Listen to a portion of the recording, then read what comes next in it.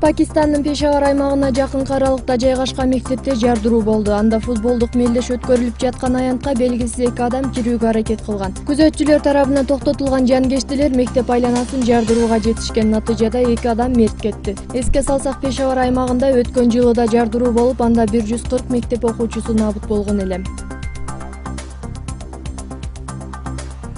Изилдөөчүлөр Новгород областынан 1942-жылы каза болгон 96 аскердин мүрзөсүн табышты. Издөө отрядынын башчысы кабарлагандай, 1 жана 204-аскер бригадасынын калдыктарын 20 жылдан бери издеп келишкен. Ошондой эле Корнева айылынан чыккан көрүстөн 2-дүйнөлүк согуштан кийин табылган эң чоң мүрзөлөрдүн бири экенин кошумчалашты. Алардын айтуусунда аскерлер фашисттердин тузагынан каза болгон деген болжолдор бар.